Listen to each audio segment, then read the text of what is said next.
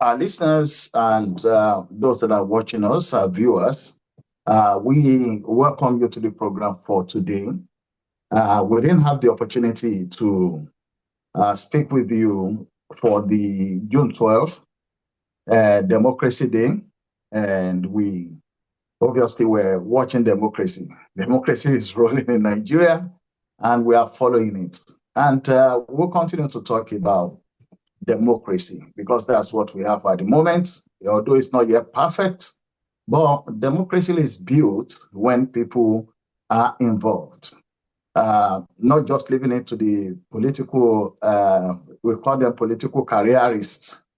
But democracy, like the definition goes, is the government of the people, for the people, and by the people. So happy Democracy Day in arrears, and we hope that we will continue to take up our own civic responsibilities in engaging with the democratic structures within the country.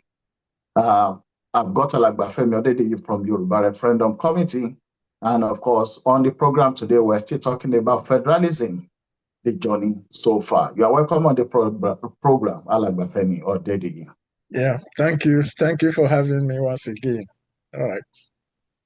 Right. Last week, we ended on a discussion about the roles for the traditional leaders, that is like the obas and the kings. And I could pick the reason you concentrated on Yoruba in your agitation. Of course, whatever is done, I mean, the proposals that you are putting forward, you believe strongly that as it benefits Yoruba at the core, yeah, that benefit will still flow to others. And when we're talking about others, we know that this has to do with tradition and cultures. And not all ethnic nationalities that are in Nigeria regard or have the same values for their obas or kings. Each nationality, in terms of their tradition, have a space for their obas, the extent the obas could go, and what that tool meant to the people. So last week you were talking about the government, especially in terms of security, giving responsibilities to the obas as the leaders of the community. I think we ended on that note. Now, the state police is gone through the House of Reps. Everybody is clapping and shouting that, yes, we're almost getting there. But if I come back to previous interviews that we've had with you, you still believe that, yes, the state police could be there, but it's not the solution because it will still be in the hands of the federal, which may, and I'll put that, may likely not give a different result from what we have now. Can you just give us a brief about your views on that? Okay, yeah, thank you. First, we have to start with the proper definition. So in a federal system, in a federal state, when we talk of state police, we are talking about the federating units having their own policing system. But in Nigeria, they have turned it around to make it a bureaucracy. That is, you have 36 states, and every state will have its own police. And if you look at what they are debating at the National Assembly, by the way, this is one reason why we said the National Assembly should not be the one to determine the Constitution, but that's a different thing. So if you look at what they are saying with their state police, they say the governor will appoint the state commissioner of police on the advice of the National Police Council. What is the business of a National Police Council in a state police? Then, if the state police commissioner finds a directive from the governor as offensive or illegal or whatever, the police commissioner can appeal to the National Police Council, who will make a final determination of what the issue is all about. So those two instances now brings down the question, who employs the state police commissioner? And that goes to the question of the federalism we are talking about, that in a federal system, it is a two-tier arrangement where you have the center and you have the federating units. So the police commissioner should ordinarily be the employee of the federating units, whether you call it state or whether you call it region or whatever it is. And if there's any mechanism to protect the community, the police, and even the governor himself or herself from abusing powers, then it is the responsibility of that federating unit to address those problems, not some bureaucracy in Abuja. Now, if you now go further, as we are saying, just to add this thing, they now say the local government is a third tier of government. So you now have the federal, you have the state, and you have the local government. Suppose federation, no. So the question now is, who owns the land? We are in Nigeria, whether unitary or federal, because we are peoples living in the territory known as Nigeria. Yoruba ni o, Igbo ni o, Hausa ni o, Tiv, and all the rest of it, because we are in that geographical location. So we own the land. That is the peoples that constitute the federating or even unitary units own the land. So now there's a central government. But now you are now saying the local government is also a tier of the federation, which means the local government owns its own land to become a tier of the federal government. So if the local government owns its own land, then the state has no land. Then, in effect, the state is not a federating unit. In effect, the local government is the federating unit. So these are the things we are complaining about, so that we don't get carried away by using slogans to address serious existential issues. What they call insecurity or banditry or whatever it is a serious existential issue that impacts on people's lives. This is not just about property. It impacts on their lives. They are displaced. They don't have any sense of justice because they did not create any sense of justice of their own.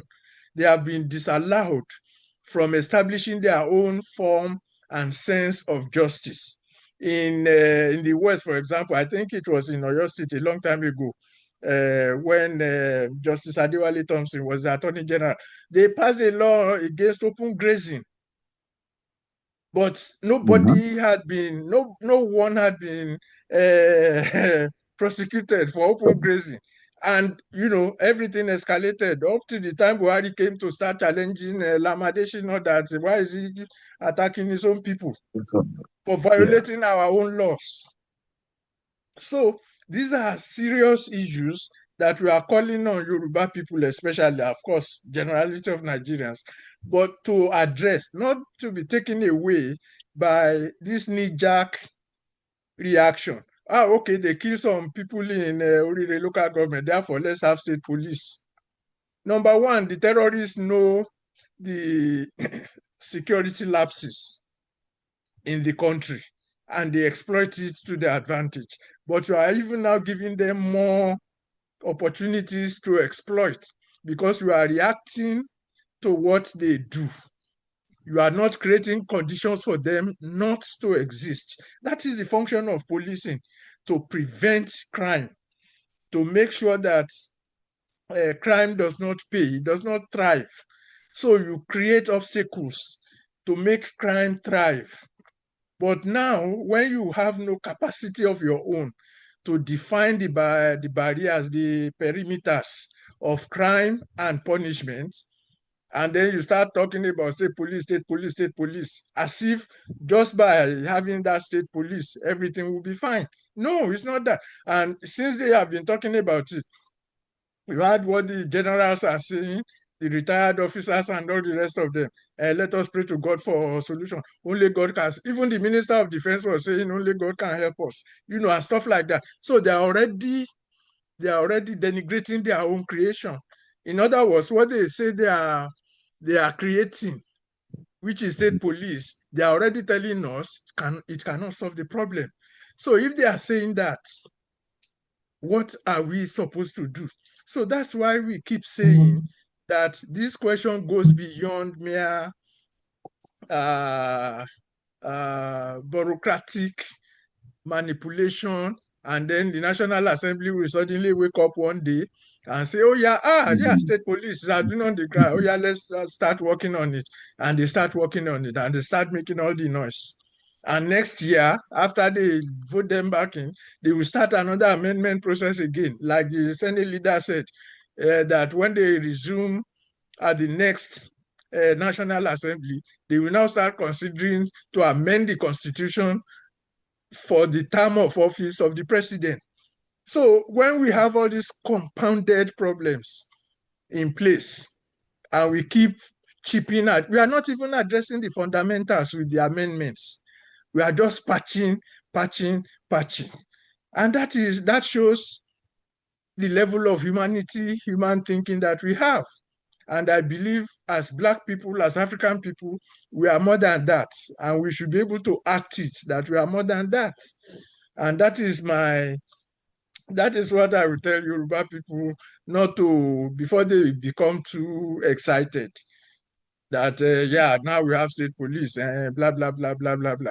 The Amotekun that we have, even though the commander or the corps, the commander of the Amotekun doesn't appeal to Abuja for any kinikon, but we know his limitations now. So if you now have a state police that can appeal to Abuja for succor, then what are we talking about? So those are the major issues that I have with it. Right. Thank you, Alagba Femi Odediri.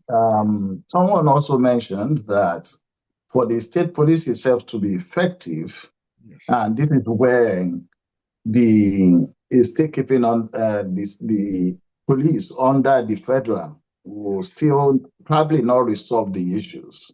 That for a proper state police to survive, they need to have the powers to prosecute. Yes. The state supposed to have its own prisons. Yeah. If it's going to actually be in charge of the security of the state. So, and like you've mentioned, for them to have even noted this in the bill, which they are deliberating on, that if the CP, the state CP, who happens to be appointed by the governor, disagrees with the governor, then it can go to Abuja. And then, so in essence, if we have, just like we have now, that we have a different political party in charge at the federal and a different one at the states, from what we've seen through history, then that means they could actually use the Abuja power to put the governors in check, or to sort of immobilize the governor from performing. Now, since we've seen this and the way it's going, because it's gone through the House of Rep, it will go straight to the Senate. They will deliberate on it, and after that, it will now go to the state assemblies, where we are going to have, if 24 states agree, then it will be signed into the law by the president. Right. So what we're saying in essence is that this journey could take another 2 or 3 years before it will see the light of the day. But that brings us to a serious question. Should democracy be from the top to the bottom, or from the bottom to the top? Of course, that's what democracy is. Demos powers. Demos kranos. Demos means people, kranos means power. So it should be from the bottom to the top. That means we the people, when they say we the people, should determine the content of our existence. That's why we are talking about true federalism, federating units, a new constitution, and all that, that will resolve all these things. That, like I said earlier, the federating units ordinarily should employ and deploy its own police. It has nothing to do with the federal government, federal system as such. So, but because like you said, and which we all know, the House of Rep did their own. They will take it to the Senate. They will do it within 2 or 3 days. It might not even take 3 years. So by the time they go to the state assemblies, they can rush it because they are all politicians and they want to ride on the wave of this state police as their achievement. So they can easily rush it around to the state. But that's why we are saying the power of the people must now be, let me use the word, imposed. We need to impose our own power on the system. That is why we are calling for the referendum in Yoruba land, at least, that when they come to the Yoruba State Houses of Assembly, let the result of our referendum be our response. Right. That is, we conduct our referendum, even if they want to rush their whatever it is within 1 week, rush it through all the place and get it signed by the president within 2 weeks. Fine, no problem with that. But we should set into motion our referendum process. That, yes, that is what the National Assembly did, but we, the people, this is what we want. And then that will challenge the Constitution itself, because the Constitution says it's acting on behalf of we, the people. And we, the people, are not even recognized in that Constitution. It is the states that are recognized, not the people. And people are not states, like we said the last week. So we have every reason to make our fundamental demands and to establish those fundamental demands and put it as our political project.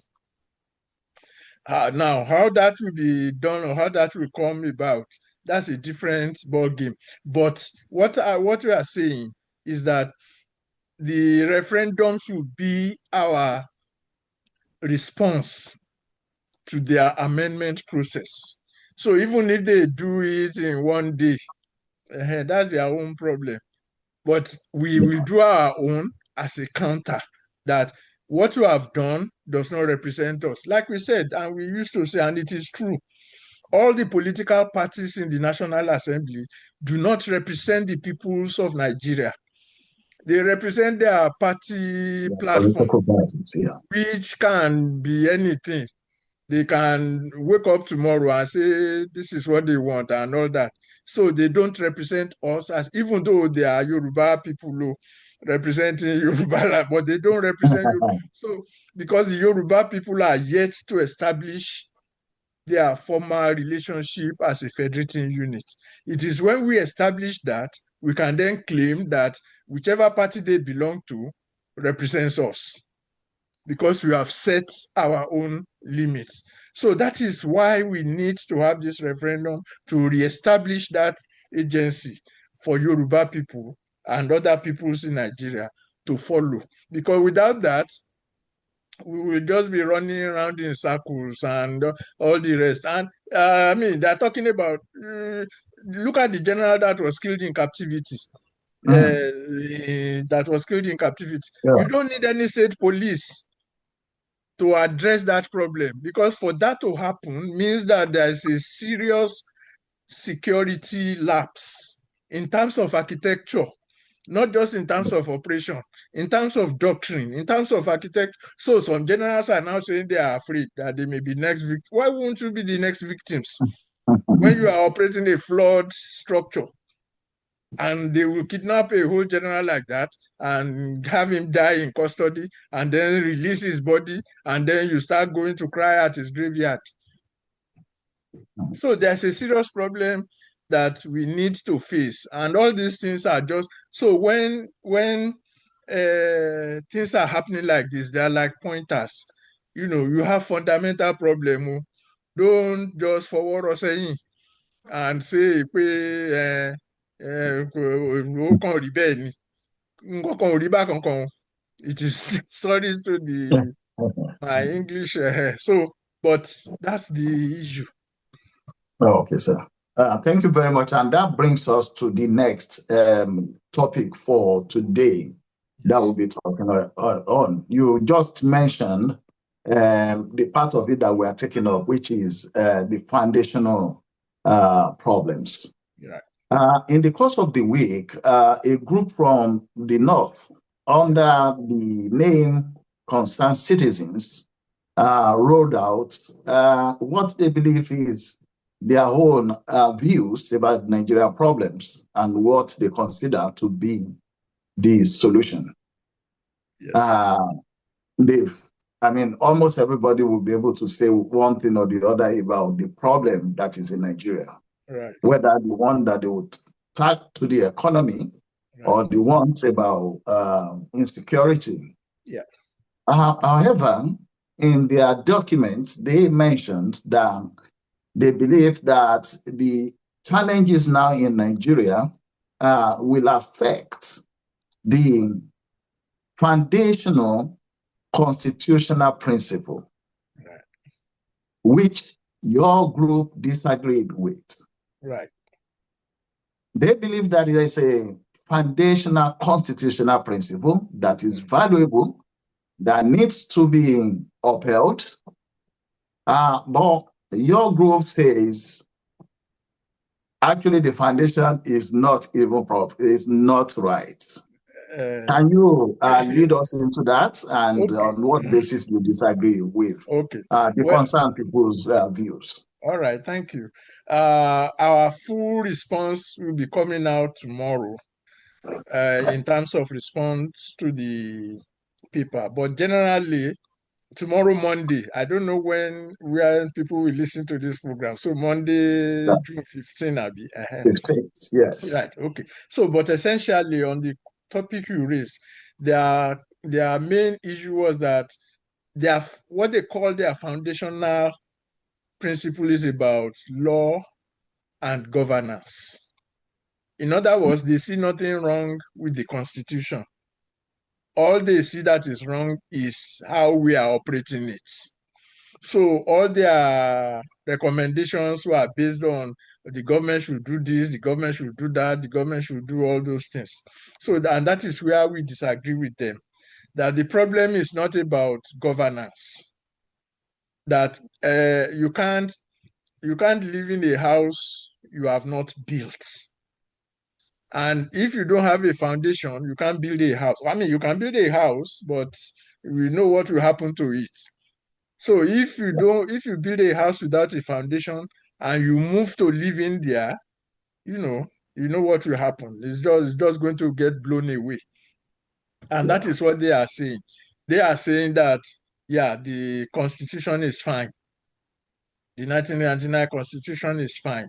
What we need to do is to operate it in a more transparent, accountable, this and that, which we find wrong, flatly wrong, that it is the foundation that will define the mode of governance. That is our major point of disagreement. Unfortunately, okay, let me just say our full response will be coming out on Monday, June 15. The thing was published, the piece was published on June 8th. So ours is coming out on June 15. So where our response was full and detailed. But I will just say that, see, the whole concept of Nigeria also has a north and south divide, where most northerners believe that Nigeria is good as it is. It is only that we need better leadership, better transparency, better accountability, and stuff like that. Whereas for most of us in the South, we are questioning the validity of that concept. That is why you have agitations for resource control. You talk about self-determination. We talk about this mostly in the Middle Belt and in the South. But when they come from the North, it's like, yeah, well, it's okay like that. We just need to put two and two together, get a better judiciary, get a better electoral this, get a better this and that. So that's the I'm trying to avoid having to spill the beans on what is coming out because I'm not authorized to do that. But I can say with certainty that there's a fundamental problem from their postulations and ours. And we feel their postulation is one of the issues that are bedeviling Nigeria because they refuse to look at the foundational problem. They only look at the surface because the surface suits what I would call northern hegemony. It suits them. That's why they don't want to address that fundamental question. Okay, thank you, Alagbafemi Odede. Yeah, I'm talking about the foundation of Nigeria. Yes. Should we take it that from, let's say, 1950, if we can take it from the 50s up until the military took over, could we put it as the time when the foundation of Nigeria was laid? Because if we see from the 50s, we saw the agitation for independence. In between that, the Western region, Western Nigeria, where happens to be the Yoruba, and obviously people from Bendel and Edo, they were together then.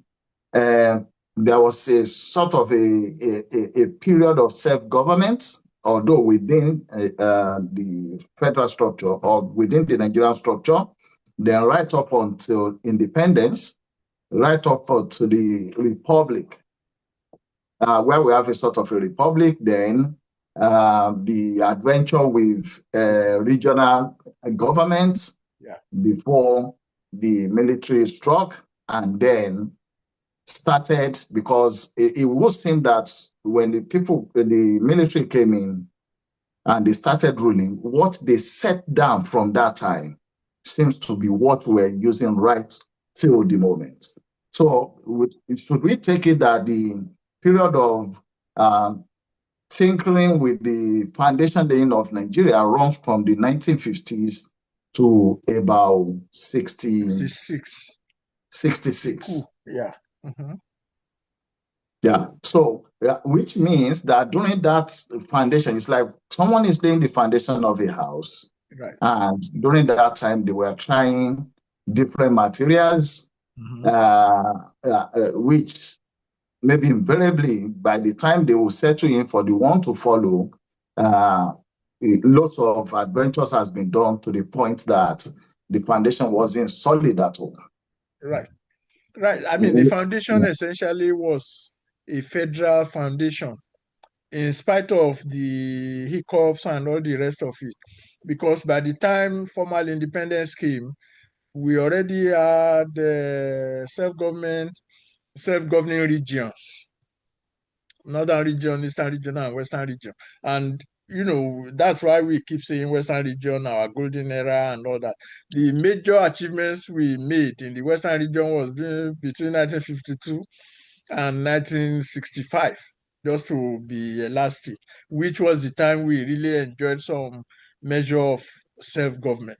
Then the military came in with their own agenda and just destroyed everything for different agendas. So because in the military itself, you had different layers, but their overriding principle is to destroy federalism in Nigeria, which they did.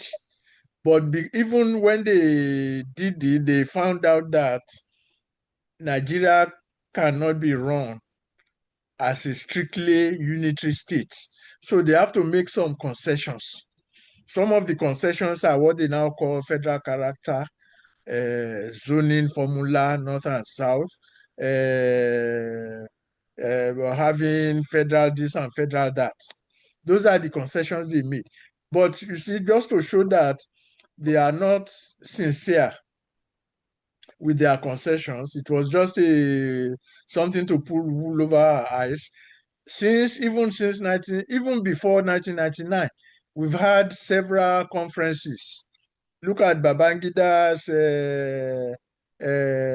SAP stuff, put people together. Oh yeah, let's talk about Nigeria's problems. Even the local government we are talking about now was under them when Dasuki was the chairman of the local government commission. So they put all the local governments under the center in 1976 with his so-called review. So you see, everything that the military did was to negate that federal structure, not even to improve it. And that is why we are here. We are now where we are today, when federalism has now become, okay, yeah, Nigeria is federal, but everything has to come from Abuja. Your local government funds will have to come from Abuja. Your local government is a tier of government. Your state police is going to be controlled by Abuja. Your elections are going to be controlled by Abuja. Your political parties are going to be controlled from Abuja. Which, even before 1966, we had Ibadan People's Party, Ondo Party, all kinds of stuff like that, And the fact that we had them at that time was not the cause of the problem. The cause of the problem in Nigeria was one part trying to dominate, especially both the East and the North wanted to dominate Yoruba land. That was it. And that was what led to the coup and all the rest. They wanted to destroy the West for their own reasons. But we won't go into that now. So they know that their structure, their architecture is flawed. So they now try to bring palliatives. Then they start having development commissions. So that is our major critique of the present journey in democratic practice towards federalism. That what you should do, instead of concentrating more powers in Abuja and doling it out to the states, is to reverse the process. And the first point of reversing that process is to empower the people to explain and establish their own existential prerogatives. The action group was a pan-Nigerian party at that time, but it was concentrated in the West. So they did not need any permission from Abuja to develop their programs. In fact, I was reading, some days ago, some of these historical reminiscences and stuff like that. When they started the free education program at that time, everybody was laughing at them. That is not possible. It is this, it is that, and all the but they went ahead and did it. And that's what we are proud of today. So the first step in any federalism is the empowerment of the people as a federating unit. Anything outside that, we are just wasting our time. And of course, this is on a different level. Now that we have a Yoruba man as president who was also active in the democracy struggle and even in the federalism when he fought against Obasanjo as governor of Lagos State, why is he now strengthening the same center that was the cause and still is the cause of the problems of Nigeria? These are the questions Yoruba people should ask themselves. We are not saying you shouldn't vote for him. I mean, you definitely vote for him. That's why I like Governor Adeleke of Osun State. Say, look, I will vote for Tinubu because he has roots in Osun State and it is our turn. That's the way that's the way the politics is played, and I have no issues with that. But beyond that, is what we want that power to do, not only for us, but for the rest of Nigeria and even for the rest of Africa itself. That is why the whole argument about federalism is so important. And the West, that is the Yoruba West, happened to be the geographical area where that concept took root and became the force of our political activities. Thank you, Alagba Femi. I think our time is running. But just a quick one. Some people believed that the president, for now, seems to be putting up infrastructural development across the country. And they felt that maybe by the time he comes in for the second term, then it will start the reform on reconstituting Nigeria. Do you have this view? No. Why? I mean, quickly, yes, infrastructural development roads, anybody can build roads now. But I don't know his mind. That's why I said no. I don't know his mind, and I don't want to speculate on what he's doing. But what I can do is to look at what he's doing and its impact on that future. Because if you now pass a legislation now that says, not legislation, constitutional amendment too, that says the local government is a third tier of government. Now, when you come back in second term, are you going to reverse that by saying no? So those are the things I'm looking at, that what he's doing now strengthens further centralization. So unless, I don't know, maybe it's possible, they can come back then when they do the amendment to reverse everything. So that's why I said I can't read this, and I don't want to speculate. But what he's doing now is not favorable to federalism. Thank you very much.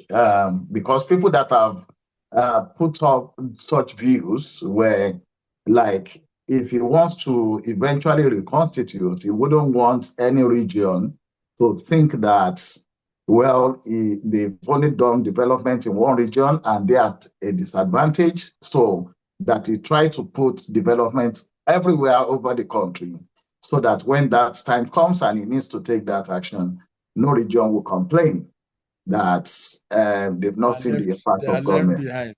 Well, like you said, you can only speculate, and we don't actually know his mind. Yeah. And in any case, yes. In any case, like I said, when you put local government as a total government now, are you going to reverse it later? That's just, I mean, that solves the question. Yeah, sir. Would that one be taken as part of the trial by error? Yeah.